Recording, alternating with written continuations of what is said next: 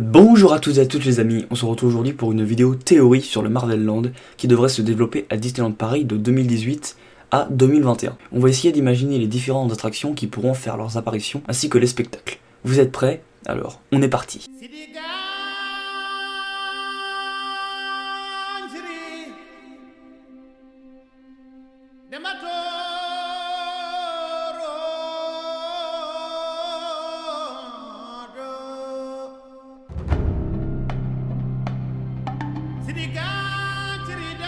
On le sait officiellement depuis le 27 février, un Marvel Land est en construction. Mais à quoi faut-il s'attendre? On sait déjà que l'hôtel New York fermera ses portes en octobre 2018 pour une réouverture courant 2020 avec une complète rethématisation sur l'univers Marvel. Le Blockbuster Café accueille déjà Iron Man depuis 2013, je crois que c'est depuis 2013, et on peut prendre une photo avec Spider-Man à côté de Rock'n'Roller Coaster. Il y a également l'été des super-héros qui débarque en juin. Vous voyez, Marvel se développe et ça depuis plus de 5 ans. Mais avec ce plan d'investissement, d'autres choses verront le jour, et c'est ça qui nous intéresse. Bon, faisons le compte de ce qu'il y a eu à Backlot et à Production Courtyard.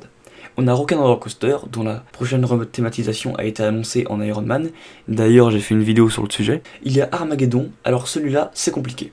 Déjà, le problème avec le Studio 7, c'est qu'il est relativement petit, et ne sont pas bêtes. Disney ne va pas créer une nouvelle attraction, ça coûterait trop cher.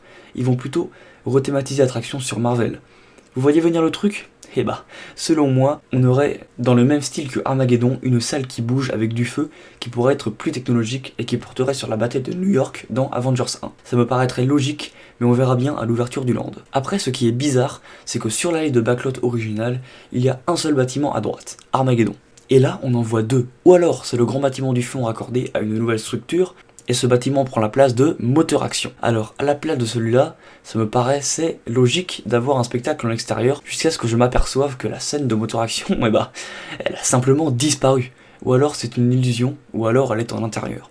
Bon, ne nous égarons pas, je disais à la place de Moteur Action, je verrais bien, pareil, un show Marvel avec des voitures du Shield, des flammes, et toutes sortes d'effets spéciaux technologiques. Et il pourrait peut-être même mettre le bateau qui était prévu d'origine pour Moteur Action, vu que maintenant ils ont le budget. Et ça, c'est le gros avantage de ce nouveau land. Faire des nouvelles attractions dans le même style que les anciennes, mais avec du plus gros budget et plus de technologie. Car rappelons-le, le parc Walt Disney Studios a été conçu à la va-vite, avec aucun budget. Les Imagineers ont pris les attractions qui se faisaient le plus rapidement et le moins cher possible.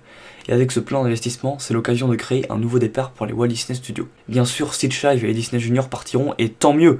À la place, je verrais bien comme ce qu'il y avait à l'origine, c'est-à-dire un plateau de cinéma sur lequel on pourrait faire des incrustations, découvrir comment étaient faits les films, bref, une attraction sur l'envers du décor des films Marvel. Et en attraction spectacle, on a Cinémagique qui est parti il y a un an et que nous reverrons en juin avec un nouveau spectacle Marvel. Et là, je ne sais pas du tout à quoi m'attendre. Peut-être quelque chose dans le même style que Cinémagique d'origine, mais à la sauce Marvel, on verra bien. On dit tous ensemble RIP à Studio Tram Tour qui va être totalement destroy pour laisser place au chemin pour se rendre au lac. Et en animation, on aura bien entendu des photos locations et peut-être, je l'espère, des sortes de mini-shows comme à Walt Disney World dans lesquels il y a un personnage qui arrive sur une voiture ou quelque chose dans ce genre. On peut toujours rêver et imaginer une parade, mais là, on s'éloigne un petit peu du réel. Ce que je vous propose, c'est qu'on fera une vidéo quand le land sera finalisé et je vous dirai si j'avais raison ou pas. Ça vous dit? Eh bien, si ça vous dit, n'hésitez pas à laisser un maximum de pouces bleus et à vous abonner, ça m'aide considérablement. Et sur ce, je vous donne rendez-vous demain pour un Vous voulez aller à Disneyland et la semaine prochaine pour de nouvelles aventures. Salut les amis!